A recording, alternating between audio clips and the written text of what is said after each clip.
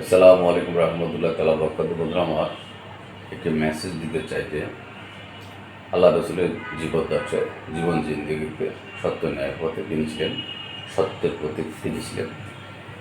নুরাম মবিনা সিরাজাম মনিরা নুরার নুরাম মবিনা তিনি ছিলেন আলো প্রতীক হিসেবে ধরাধামে তিনি সুশিক্ষা দিয়ে গিয়েছেন সত্য ন্যায়ের পথে চলতে পারেন।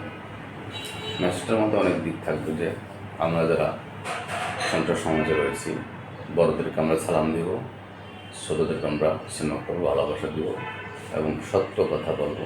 যে কোনো বিষয়, আমার টাকা পয়সা দরকার হতে পারে, সেটা যেন মা বাবা জানে। হয়তো পারে মা বাবা জানে না ছেলে সন্তান পকেট থেকে বা মানিব্যাগ থেকে বা দয়ার থেকে টাকা নিয়ে গেছে।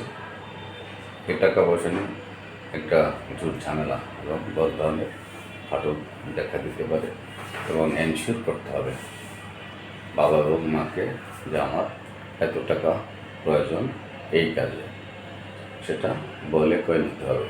এই বিষয়গুলো নিয়েই বর্তমানে সংসার সমাজে সর্বক্ষেত্রে একটা ঝুট ঝামেলা রয়েছে এবং অফিস আদালতে যদি আমরা সমস্যার সম্মুখীন হই, তাহলে আমরা যেন যারা দায়িত্বশীল রয়েছে তাদের সাথে আমরা সব শেয়ার করি বিষয়গুলো এবং একটা সলিউশনে যাই, তাহলে বড় ধরনের ঝামেলা হবে না।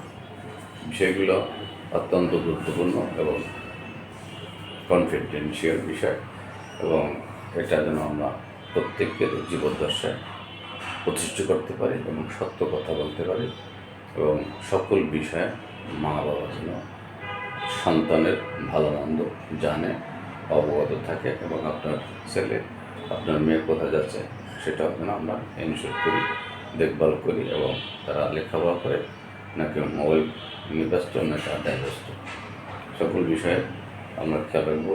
সকলের শুভ কামনা সবসময় অবিরাম, সকলের প্রতি ভালোবাসা অবিরাম। আমার আলোচনায় কন্টিনিউ কেউ কষ্ট নেবেন না।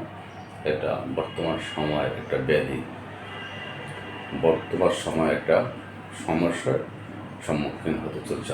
আমরা যেন এর থেকে বেরিয়ে আসতে পারি এবং সত্য কথা বলতে পারি এবং সব কিছু সকলের সাথে শেয়ার করতে পারি, মা বাবার সাথে অন্তত শেয়ার করতে পারি। সকলে ভালো থাকুন, সুস্থ থাকুন। ধন্যবাদ। আসসালামু আলাইকুম রহমতুল্লাহ তাআলা বরকাতুহু।